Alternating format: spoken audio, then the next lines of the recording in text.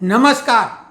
आज राहुल गांधी ने विपक्ष के अधिकृत नेता संवैधानिक पद पे विराजमान होकर जो राष्ट्रपति के अभिभाषण पर धन्यवाद ज्ञापन प्रस्ताव के रूप में विपक्षी दल के नेता के रूप में अपना भाषण दिया, उससे ये जो बातें कुछ निकली हैं उन पे चर्चा करेंगे। एक तो कि जो सत्य सनातन के बारे में दक्षिण भारत से विरोध शुरू हुआ, उसके समूल विनाश, डेंगू, मलेरिया, चिकनगुनिया, कोढ़ वगैरह जो भी कहा गया वो राहुल गांधी का ही एजेंडा था। और जो कांग्रेस 52 सीट से बढ़ के 98 पे पहुंची, उन्हें लगता है ये सत्य सनातन का विरोध का ही प्रतिफल है और वो अपने को विजेता जैसा मान रहे। क्यों कि फैजाबाद की सीट जीत गए, जिसे अयोध्या, क्योंकि अयोध्या की विधानसभा भी उसी में आती है। हालांकि अयोध्या में अवधेश पासी नहीं जीते, वो विधानसभा क्षेत्र में भाजपा को ज़्यादा मत मिले, लेकिन ओवरऑल फैजाबाद सीट जिसे वो अब अयोध्या बोल रहे हैं। फिर उसके अलावा इलाहाबाद यानी प्रयागराज, फिर नासिक, यानी जहाँ जहाँ भगवान श्री राम के चरण पड़े वहाँ वहाँ भाजपा नहीं जीत पाई। तो उन्हें ये लगता है कि हिंदू विरोध, जो कि कांग्रेस का एजेंडा शुरू से रहा, बहुत मुफीद है। और ये प्रूव हो गया कि बटे रहो जात पात में, ब्राह्मण, ठाकुर, बनिया, दलित, शोषित, आदिवासी, वो तो उन्होंने बांट ही दिया। साथ में कुछ फ्री का झुंझुना, कुछ गारंटी कार्ड, एक फार्मूला सेट किया गया था। एक अंतर्राष्ट्रीय स्तर पर जो राजनीति के बड़े मजे हुए खिलाड़ी हैं और धनाढ्य लोग, जो कि उनके मंसूबे नहीं पूरे हो पा रहे थे, उनके ड्रग वगैरह का जो धंधा था उसमें रुकावट आ रही थी, माफिया जो है पूरे विश्व का माफिया, और जो आतंकवादी हैं वो अज्ञात वीरों के द्वारा मारे जा रहे हैं। ऐसे में मोदी उनको कैसे अच्छा लगेगा? तो उन्होंने तन मन धन बुद्धि जो भी उनके पास था, जिस तरीके से रावण ने उस समय पृथ्वी पर मौजूद सभी निशाचरों को बुलाया और उनका संहार करवा दिया, क्योंकि श्री राम जी ने ये प्रतिज्ञा ली थी, निश्चरहीन करहूँ मही भुज उठाई प्रण कीन। तो जो नकली हिंदू बन के, जैसे शिवसेना, हालांकि उद्धव ठाकरे के पिताश्री हिंदू हृदय सम्राट कहलाते थे, लेकिन ये तो फिल्मी दुनिया वाले अंदाज में इधर उधर फोटोग्राफी करते थे, दूर दूर तो कोई मतलब नहीं था। बॉडी लैंग्वेज से लेके, शब्दावली से लेके, मनसा से लेके, कोई उनके पास हिंदू जैसी कोई बात ही नहीं। लेकिन चलिए, पिताजी का जो था वो पुण्य प्रभाव, वो जो उन्होंने कर्म किए थे उन्होंने भोग लिया और द एंड हो गया। लेकिन एक बात है कि अब श्री राम जी ने जो प्रतिज्ञा ली थी, सब कुछ उसी अनुरूप हो रहा, क्योंकि अगर भारतीय जनता पार्टी 400 पार हो जाती तो देश में गृह युद्ध हो जाता। गृह युद्ध की तैयारी ईवीएम को ठीकरा फोड़ के कि प्रजातंत्र खत्म हो गया। मोदी को तानाशाह पहले से डिक्लेयर कर रखा था कि इन्होंने चुनाव आयोग सबको खरीद के अपने बस में करके चुनाव जीता है, और इस नाम पर पूरी तैयारी गृह युद्ध की थी। लेकिन जिस तरीके के परिणाम आए, हमने अपने वीडियो में विश्लेषण किया था 5 जून को ही, कि श्री राम की अद्भुत कृपा, राम राज्य, हमने कहा इसका और क्या उदाहरण होगा, क्योंकि राम राज में राम राज बैठे त्रैलोका, हर्षित भय गए सब शोका, बैर न कर काहू सन कोई, राम प्रताप विषमता कोई। तो पक्ष विपक्ष सभी प्रसन्न नजर आए, सारे लोग प्रसन्न नजर आए, ये रामराज का प्रभाव। लेकिन रामराज का प्रभाव और क्या कि निश्चरहीन करहूँ मही भुज उठाई प्रण कीन। ये जितने निशाचर हैं सबके मन उजागर हो रहे हैं, इनके मन बढ़ गए हैं, और किस हद तक बढ़ गए हैं, उजागर हो रहे हैं। एक तरफ बंगाल में खुलेआम सरिया कानून की बात की जा रही कि यहाँ तो सरिया कानून लागू है। पत्रकार गए, उन्होंने इंटरव्यू लिया, जनता ने बोला भाई वो कौन जाएगा थाना वाना, टाइम लगता, सरिया कानून में यहाँ सब निपटारा होता है। बोलिए बंगाल भारत में है कि नहीं? वहाँ सरिया कानून लागू है। जहाँ उनकी संख्या अगर 40% भी हो जाएगी तो सरिया कानून लग जाएगा। और दूसरी तरफ हिंदुओं को जो है आतंकवादी बताया जा रहा। राहुल गांधी जो प्रमुख विपक्षी दल के नेता हैं, उनके द्वारा भी आज हिंदुओं को खुलेआम इसको क्या जाए, क्या यही शब्द वो उस शांति प्रिय समूह के लिए घोषित कर सकते हैं?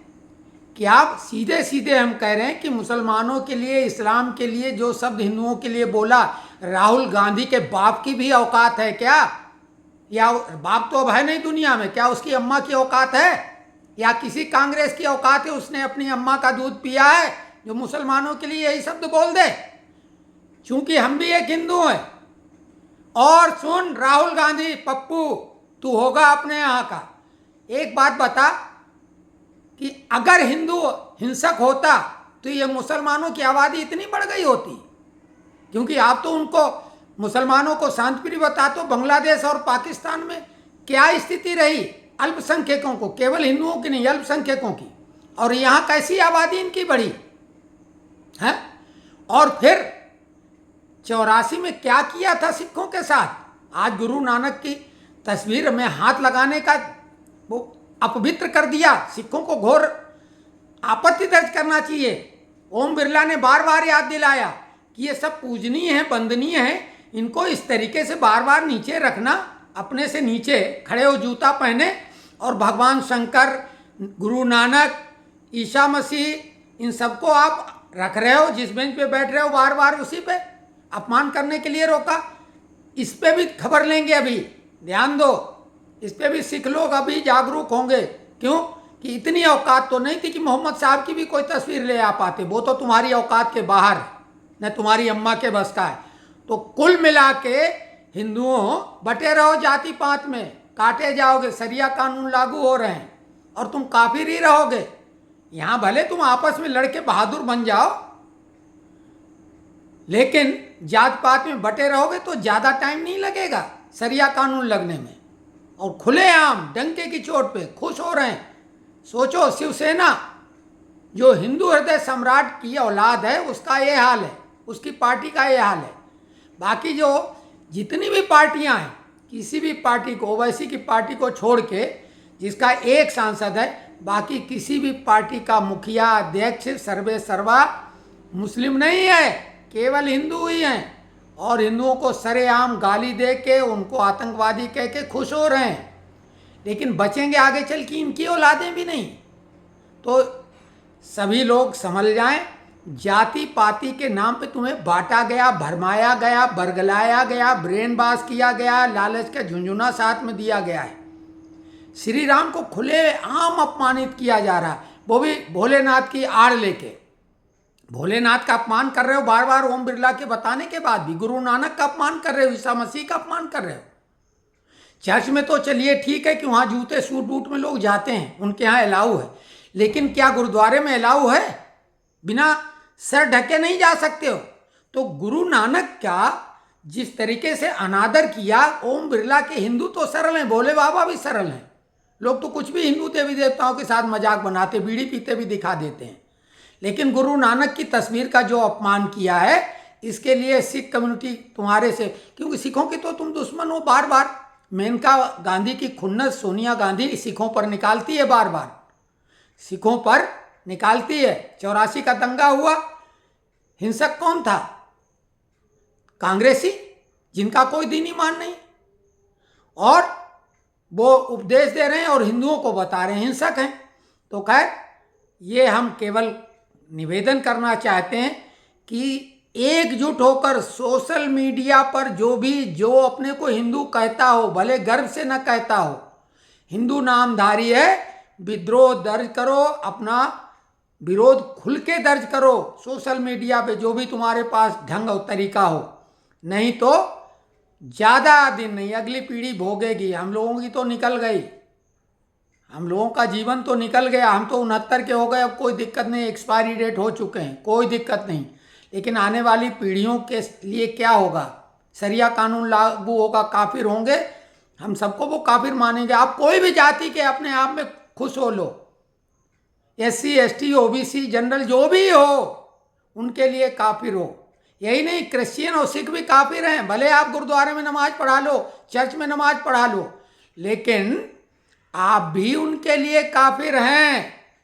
अरे वो तो अपने भाइयों के भी सगे नहीं, 72 फिरके हैं, आपसे भी लड़ते मरते रहते हैं। सीरिया में कोई हिंदू नहीं लड़ रहा, न सिख लड़ रहा, न क्रिश्चियन, आपस में ही लड़ रहे हैं। इराक लड़ता रहा। अभी आप देख लो पाकिस्तान में आपस में ही तो लड़ रहे हैं, शिया सुन्नी लड़ते हैं। तो कुल मिला के उसे तो वो शांति प्रिय बता रहे हैं कि वो अहिंसक हैं, और हिंदू हिंसक हैं, आतंकवादी हैं। तो अब जागने की ज़रूरत है, लेकिन अब हमारी औकात बकत क्या कि जो हम जगा लें। लेकिन इस हरामखोर पप्पू को, ये बना हुआ जिसको बोलते हैं, ये कोई पप्पू वप्पू है नहीं, पप्पू नाम खुद ही रखा के उसकी आड़ में कुछ भी बोलता है। इस तरह का भाषण कभी सुना? एक सामान्य एमपी भी ऐसा भाषण, सांसद ऐसा भाषण नहीं दिया देता है, नियम में बंद के देता है। स्पीकर बोलने भी नहीं देंगे। पता नहीं भाजपा का क्या दबाव है। हालांकि हमें पूरी उम्मीद है कि अध्यक्ष महोदय को कार्रवाई करनी पड़ेगी, क्योंकि उन्होंने हिंदुओं का अपमान किया है। मोदी का अपमान तो करते रहो, क्षमा कर देंगे। मोदी ने बोला हम तो विपक्षी के नेता को गंभीरता से लेते हैं, लेकिन हिंदू के अपमान पे उन्होंने आपत्ति दर्ज कराई है, और गृह मंत्री स्पीकर महोदय के साथ बैठक कर रहे हैं। और उन्होंने जो बातें कही हैं, चूंकि उन्होंने बोला हम इन्हें सत्यापित कराएंगे, तो अगर उनकी बातें गलत निकलेंगी तो उन पर कार्रवाई होगी।